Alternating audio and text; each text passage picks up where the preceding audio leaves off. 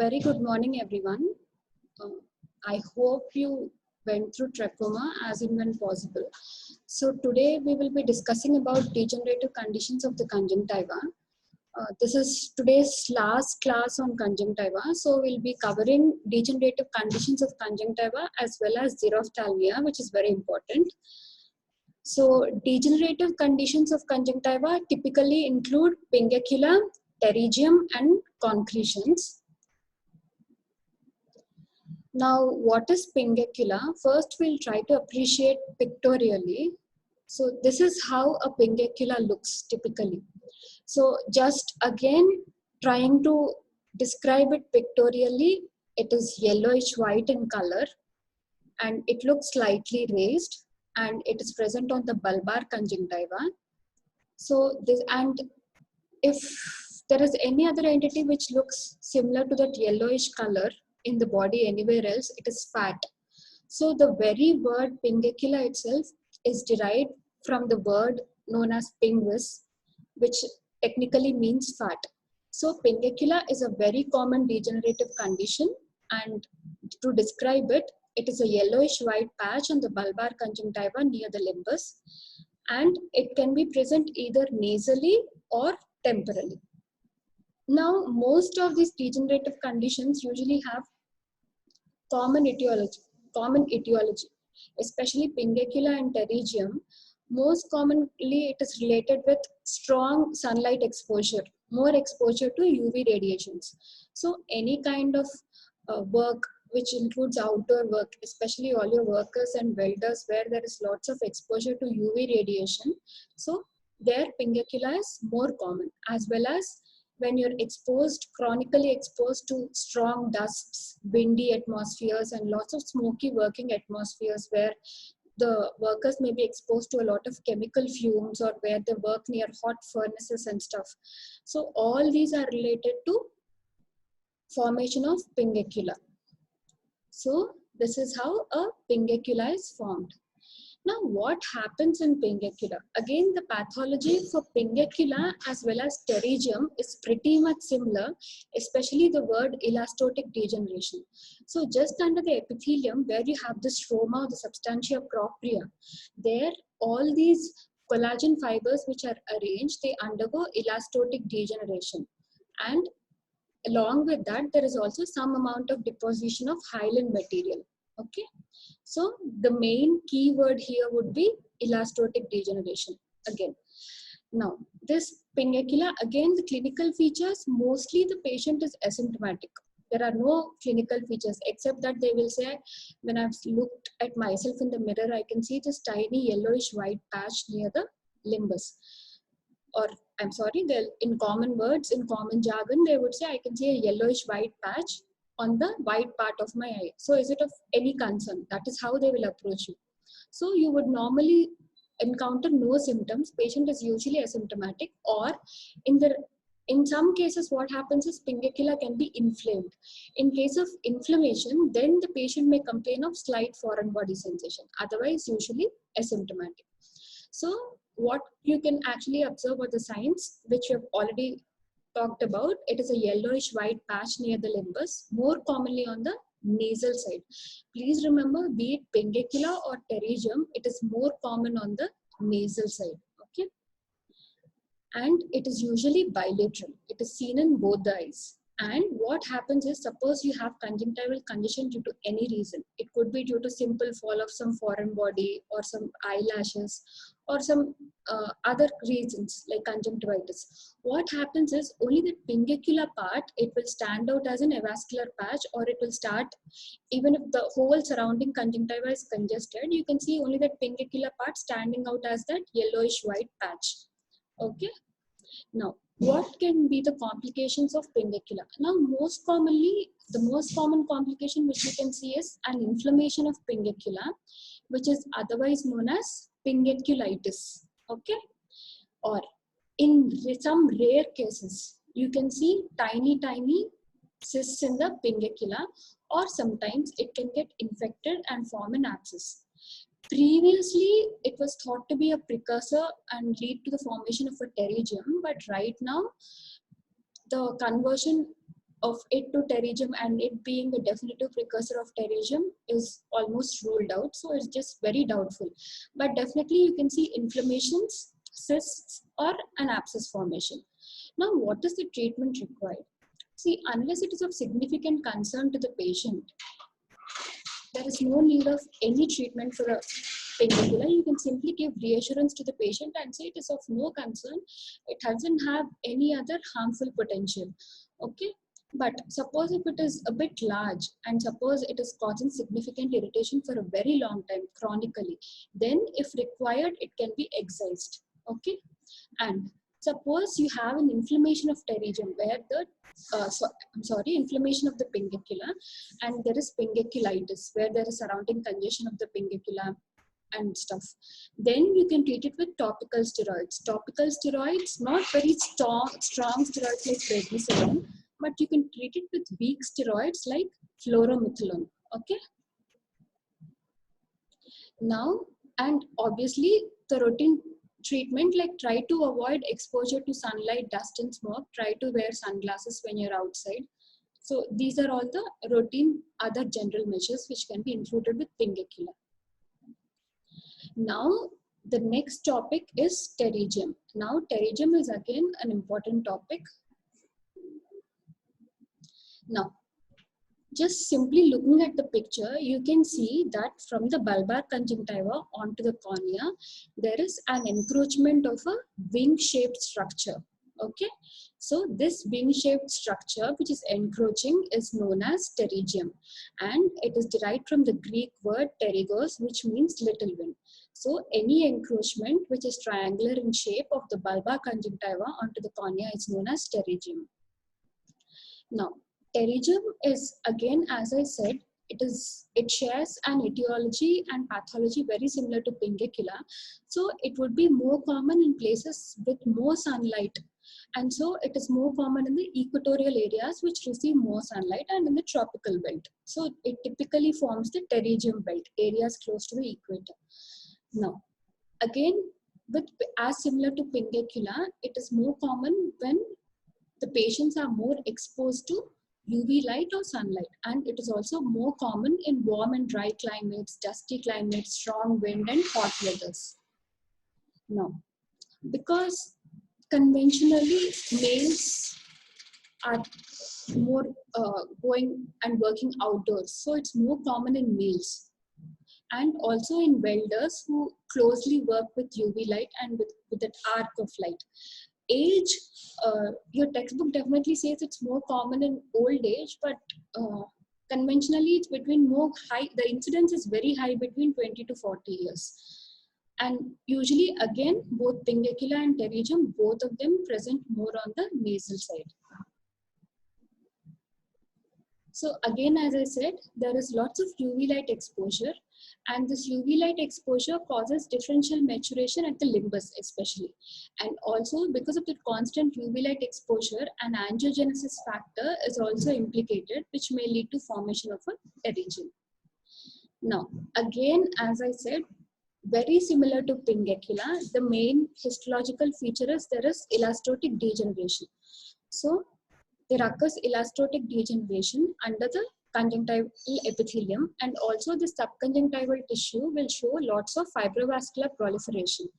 So again, the keyword here is elastotic degeneration. Now coming to the clinical features of pterygium, again, what happens, as you can see, compared to pingula, pterygium is a slightly larger structure occupying a larger area. So pingula is mostly asymptomatic, or it may have slight foreign body sensation if it is inflamed. But what happens with pterygium is, again, it can also be asymptomatic. But because it is such a broad structure like this, so what can happen is this pterygium can have cosmetic implication, and it may imply cosmetically the patient may be uncomfortable. Also, if it is inflamed, there can be foreign body sensation as well as some irritation. Now, suppose this pterygium, as you can see, it is encroaching onto the cornea. So when it's encroaching onto the cornea, what can happen is, cornea, as you know, it is a refractive surface. So anything encroaching onto it will change the refractive status of the cornea and can result in some amount of astigmatism. Okay. So because of this astigmatism, there can be alteration in the patient's vision. As well as, just imagine if this pterygium is very advanced and almost reaches the pupil. It almost covers the pupil in some cases. In that case also, there is diminished vision on the patient side.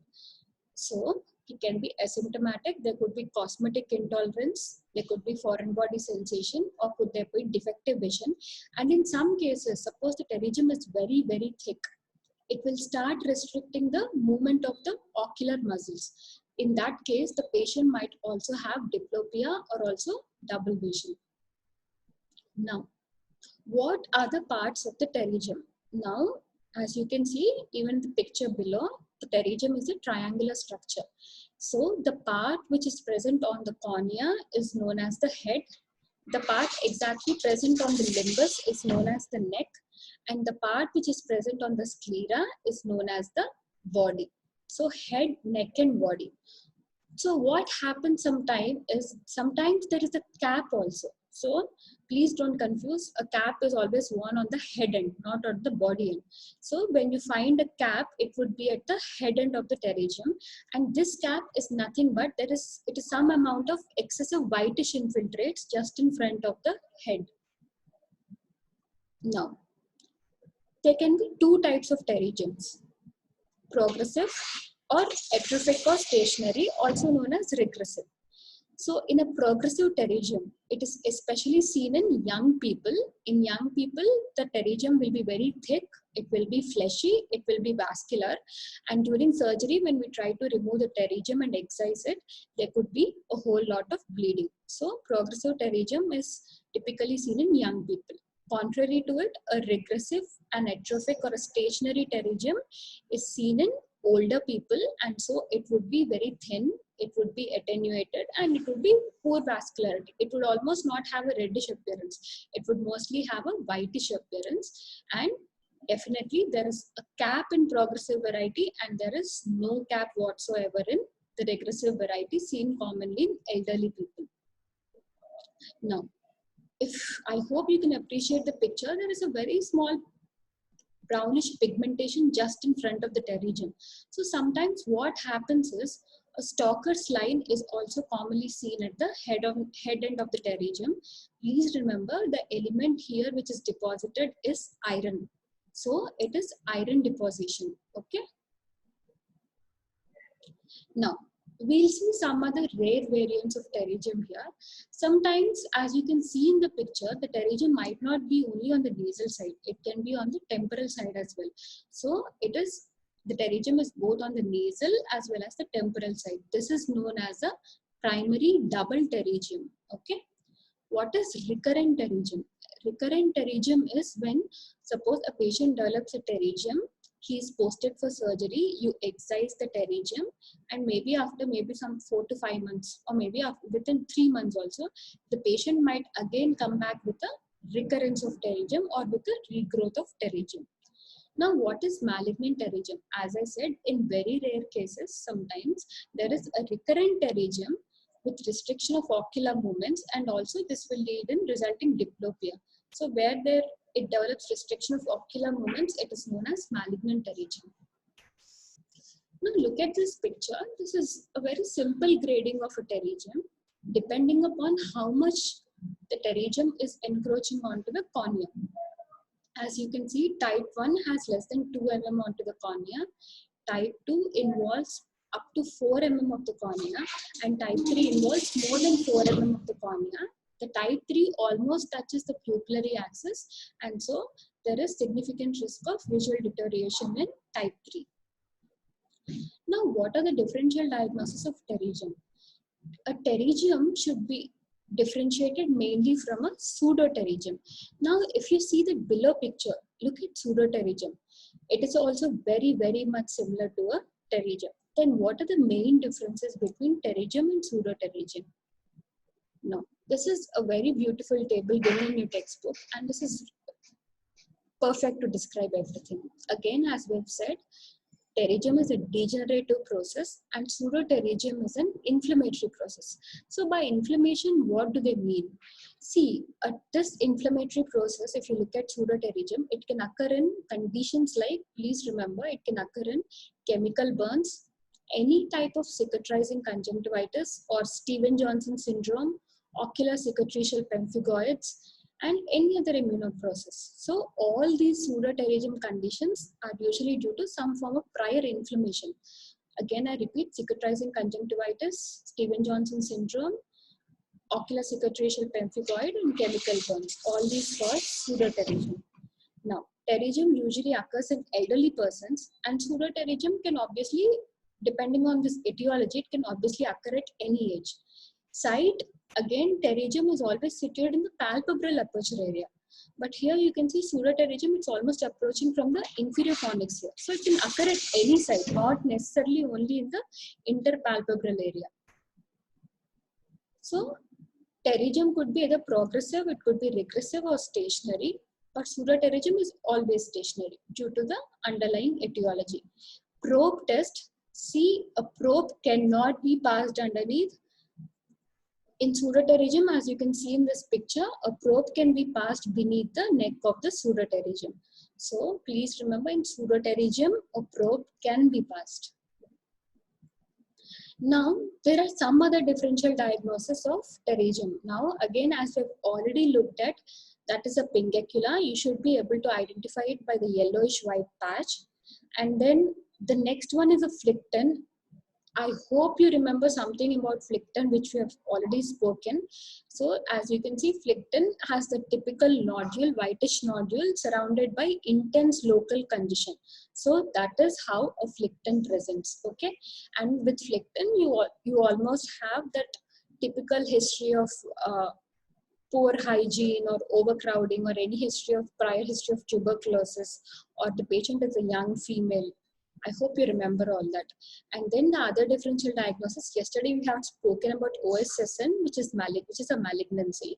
And again, it also shares some similarities regarding UV light exposure, but obviously the age or any immunocompromised status, all these would be a giveaway. And of course, the typical appearance with a gelatinous appearance, there is also a giveaway for a malignancy. Now, the other one is an embryological defect, which is a limbal dermoid. And then one more is nodular episcleritis, which would be spoken about in the coming classes. So these are all the typical differential diagnosis of a pterygium. Now, how do you manage a pterygium? Please remember, whatever medical management we provide, it is only temporary and it is just to relieve any symptoms the patient has. But the definitive management of a pterygium is typically surgery. So what about the medical management? Suppose the patient has some symptoms like foreign body sensation. Again, it can be treated with tear substitutes. It also applies to pingacula as well. Suppose it is inflamed. When it is inflamed, usually the pterygium is very reddish in appearance, and the patient has, I had it since a long time, but only since 2 days, it is reddish and I have so much some watering. So that is how they complain.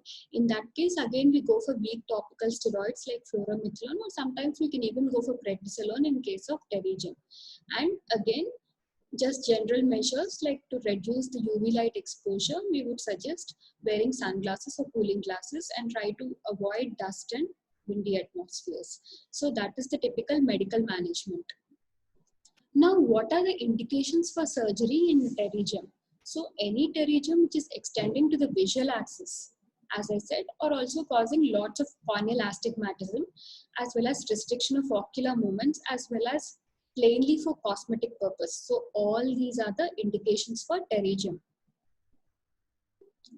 Now, you will excise the pterygium. Suppose you have removed the pterygium part. The pterygium is nothing but subconjunctival tissue. So beneath the conjunctiva, you would remove all the pterygium. So there you would be creating a bare area. So how can you close this bare area is what includes the wound closure options. So whenever you go for a pterygium excision, what you would typically do is you could do it on a topical anesthesia as well as local anesthesia. Anything is good enough. Then you would typically scrape off the pterygium tissue from the cornea as well as the conjunctiva. And then after removing this pterygium, now you can see this three pictures. Suppose in this first picture, you have removed the pterygium tissue, and now there is a bare area just adjacent to the cornea. This area is nothing but the sclera because you've removed the conjunctiva and subconjunctival pterygium tissue. So this is a bare sclera technique which was earlier used, where you used to not close this wound. It was left to heal by itself. This was known as the bare sclera technique. Later what happened, suppose there is just a simple, suppose it's a small pterygium, then what can you do is, after excising the pterygium tissue, you can simply bring the two ends of the conjunctiva and suture it. This is known as simple closure of the pterygium. Or sometimes what you can do is, you can rotate a piece of the conjunctival flap into this area and provide some sort of coverage. So you are technically rotating a piece of this adjacent conjunctiva into this area and forming a rotational flap. But now, what is most commonly used and what is most commonly preferred nowadays is this conjunctival autograft closure. Or to be more precise, we are now focused on attaching conjunctival limbal autograft, which means we are also including some stem cells from the limbus. So instead of taking the conjunctival graft right here, you can extend this graft onto the limbus until here. Okay. So you can extend the graft until here up to the cornea. You can take this, cut this part from the patient's own conjunctiva, not someone else's conjunctiva. So it is known as a conjunctival limbal autograft. So this conjunctival limbal autograft is taken, and after excising the pterygium, it is again placed back into this bed which was excised or which is now bare. Okay. Now after placing the graft here, how can it be secured in place? It can be secured with either sutures. These sutures are mostly 1009 nylon sutures, okay? But these sutures would cause a lot of irritation nowadays. So you can also close nowadays it with fibrin glue, which is a form of glue. You place it on the bed, 1 or 2 drops, and then you place the graft and it sticks firmly onto the graft. Or one more most commonly used procedure nowadays is blood. That is to simply allow the recipient's bed to soak in some blood, form a clot, and with the help of the patient's own blood, the graft finally secures itself in place. So this is conjunctival graft closure. Now, another technique which is commonly used is an amniotic membrane graft closure. Suppose the pterygium is extensive. It could be very extensive sometimes, or the patient has a double-headed pterygium, both a nasal as well as a temporal pterygium, or sometimes the patient is a glaucoma patient. For glaucoma, there is a form of surgery known as trabeculectomy where you need to raise the conjunctival flap. So because of that, you need to preserve conjunctiva for any future glaucoma surgeries if required. So in all these cases, it would be difficult for the conjunctiva to be used, or the conjunctiva would be insufficient to close the defect. So in that case, we would use something known as amniotic membrane graft closure. Amniotic membrane graft, it is secured from the amnion and chorion of the placenta. Obviously, the amnion layer is separated, it is filtered, it is purified, it is screened, all the serotyping is done, and it is sterilized, and it comes in pre-packaged vials. So this amniotic membrane graft can be peeled, and as you can see in the picture, this amniotic membrane graft can be secured in place in the bare scleral bed. Okay, this is amniotic membrane graft. Sometimes what happens is, as I said, the pterygium is encroaching onto the cornea, and in the cornea what happens is the epithelium, the Bowman's layer, and the superficial stroma layer are also destroyed. Okay, typically. But sometimes what happens is the pterygium can be very thick that it can almost destroy most of the corneal stroma. In that case, we would require a lamellar keratoplasty or a partial thickness keratoplasty. Penetrating keratoplasty is full thickness. Lamellar keratoplasty is only partial thickness. So that may be required in case of very deeply infiltrated pterygium or recurrent pterygium. Now, suppose you're treating the pterygium, what could be the most common complications? Please remember the main post-operative complication of any pterygium surgery would be recurrence of the pterygium. So now what happens? Look at the other post-operative complications. There could be a granuloma formation at the site of the graft, or there could be a Dellin. What is a Dellin? A Dellin is nothing but a piece of the cornea being very dry. It becomes very dry due to excessive dissection of the pterygium tissue, or could be epithelial defects. Now let's just look at some pictures of the complications of graft. Now you can see the first picture. The graft is not flat, it is very edematous. So graft edema can develop, and then the next picture, it shows graft retraction. So the graft has retracted. It is not in its place. It should be until here, but you can see the outline of the graft is somewhere here. So the graft has retracted from its place. Now there could be formation of a cyst in the graft, an epithelial cyst. Or sometimes your graft, you could have dissected the pterygium excessively, and even though you place the graft, there could be necrosis and scleral thinning like this. And sometimes when you apply the sutures, in the suture area, there could be lots of irritation leading to the formation of a suture granuloma. Now, the third part and the last degenerative condition is concretions. Again, just in the very last class of trachoma, we have discussed concretions. So you can see typically in this picture, these are concretions resulting from post-trachoma. So concretions are nothing but accumulation of inspissated mucus and dead epithelial cells into conjunctival depressions called loops of Henle. Again, loops of Henle was discussed in your conjunctival anatomy.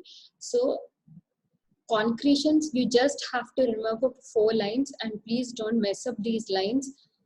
These words are very important. What is it made up of? Dead epithelial debris and inspissated mucus. Where? In the loops of Henle. You cannot mess these 3 words up, okay? And where is it seen? It is commonly seen in elderly people and in the scarring stage, also known as the cicatrizing stage of trachoma. So concretions, the very name is a misnomer. There is no whatsoever calcium deposits in concretions. No, they do not undergo calcification. They are not calcareous deposits. Okay. So inspissated mucus and dead epithelial debris in loops of Henle is what you have to remember. Now, just looking at the appearance of concretions itself, just again we'll try to describe it pictorially. They are looking yellowish white to white. They are raised above the conjunctival surface. They appear gritty or very hard. And so what can they possibly do is they can rub on the underlying cornea. You can see the lid is everted here, but technically they can start rubbing on the cornea and they can cause foreign body sensation. And if the concretions are large, then they can also cause some kind of corneal abrasions. So again, just describing it, they are seen more on the upper palpebral conjunctiva. Here you can see concretions on the lower palpebral conjunctiva. So they are yellowish white, hard looking, raised pinpoint to pinhead areas. They cause foreign body sensation and sometimes corneal erosions.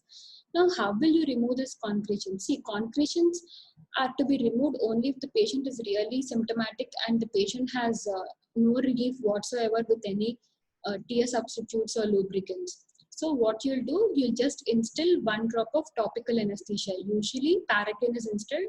Paracaine is a trade name. Proparacaine is instilled. And then you will take a 26 gauge needle and try to just remove the concretions. When you remove the concretions, there will be a bit of bleeding, but it will immediately settle when you apply pressure. So these are concretions. Okay.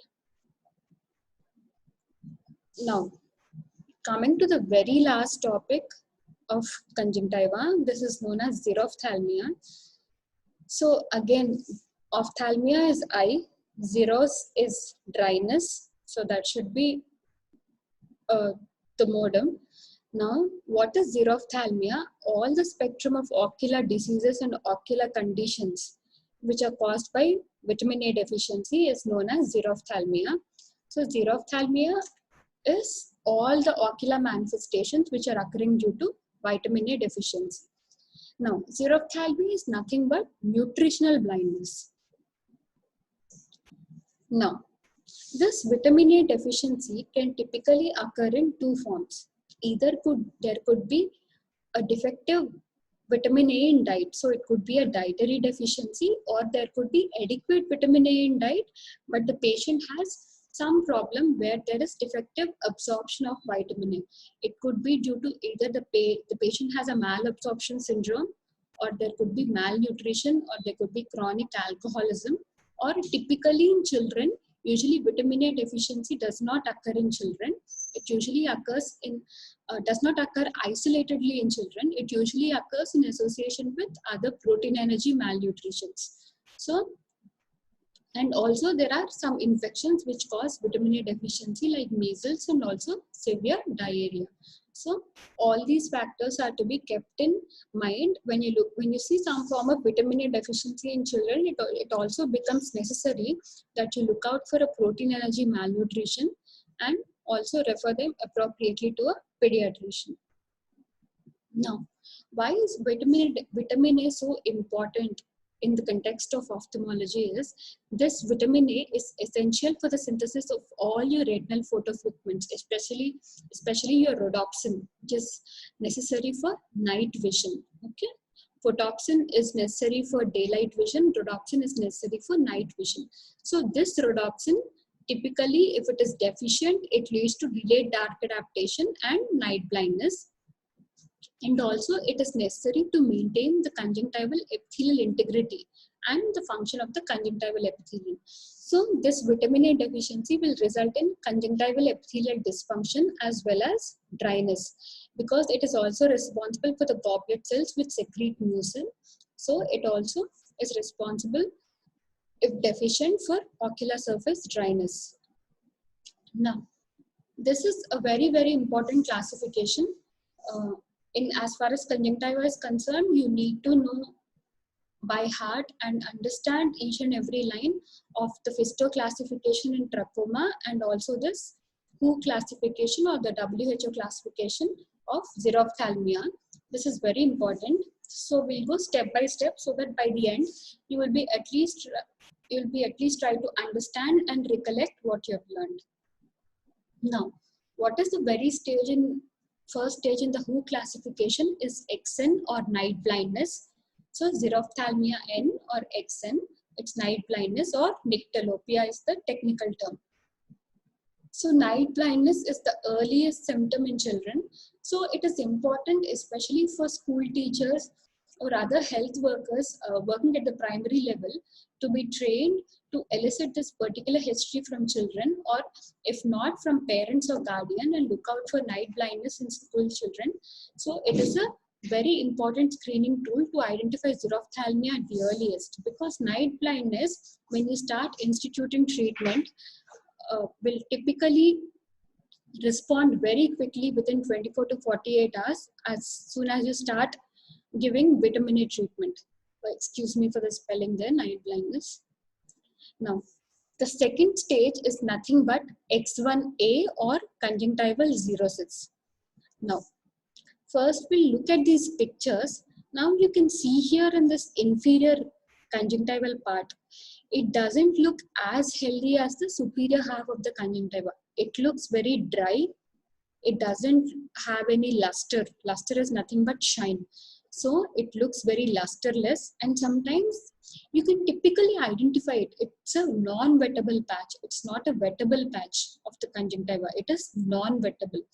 So when you have one of these dry looking lusterless non-wettable patches of conjunctiva, then you can definitely safely assume that there is conjunctival xerosis in the patient. Now, why does this dry, lusterless, non-wettable conjunctiva occur?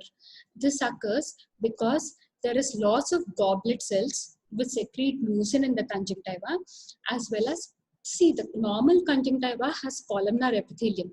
What happens is this columnar epithelium is converted into stratified squamous epithelium, and also there is some amount of keratinization. All these will lead to dryness of the conjunctiva. So there is a very fancy term here, emerging like sandbags at receding tide. It simply means once your the sea wave, just imagine it is coming and hitting the sands, it is going back. Once you go back, you know how the sand looks. So that is how it is looking here, emerging like sandbanks on receding tides. And then again, it occurs in the interpalpebral area, and usually it typically occurs on the temporal side of the conjunctiva. Okay. So there can be xerosis of the conjunctiva. There can be thickening and wrinkling, very similar to the sandbanks at receding tide. And also you can see some pigmentation. So all these occur in X1A stage of conjunctival xerosis. Now, this is a very important 2 marks question which is commonly asked. Bitot spots. What are bitot spots? So we'll again immediately go to the picture first. Now this is how bitot spots look. Very typical presentation. So it is again just looking at the picture and describing it. It is a silvery white patch. It is foamy in appearance, and then it is slightly raised above the conjunctiva, and it is located on the bulbar conjunctival side in the interpalpebral area. So this is how a typical bitot spot looks. So bitot spot is a raised silvery white foamy triangular patch of keratinized epithelium. Please remember, any dryness, especially in the conjunctiva, there is squamous metaplasia, that is conversion of columnar to stratified squamous epithelium, and ultimately keratinization usually occurs in a squamous epithelium. So in the bitot spot is located in the bulbar conjunctiva in the interpalpebral area, bilaterally and temporally. Please don't confuse, your pingacula and pterygium are typically located nasally, but here the bitot spot is typically located temporally. Now, how does this bitot spot occur? Usually it is a combination of keratin plus a bacillus known as Cornybacterium xerosis. So both these combine to form this foamy appearing bitot spot. Again, this, if treatment is instituted early, they will resolve, but in chronic cases, usually the spots don't disappear. Okay. This is the bitot spot. This is a very important question. Please pay attention to this one. Now, what is the next stage? Corneal xerosis. Now, again, anatomical location, see, here the conjunctiva was more affected in the inferior half. So very similar to that, when the cornea is affected, there is punctate keratopathy in the lower nasal quadrant, that is the inferonasal quadrant. So this cornea might also show dryness and keratinization. Again, it would be lusterless and it would be hazy or show this granular dryness. So just look at this picture. The cornea doesn't look very healthy, definitely. It appears dry. It appears without any shine. There is no luster whatever. And it appears a bit hazy. And also you can see this haziness is not diffuse. It's not homogeneous. It is granular haziness or granular dryness. So this is how the corneal xerosis is appearing in second stage of xerophthalmia, stage X2. Now, what is stage X3A and X3B? Just imagine the patient is on such a chronic vitamin A deficiency that what happens is this hazy cornea will slowly start developing epithelial defects and stromal defects. So these epithelial defects and stromal defects what will happen is they will start developing small corneal ulcers here. Okay. So with these small corneal ulcers, there is a lot of stromal defects resulting in liquefactive necrosis here, and there is lots of sterile corneal melting happening here.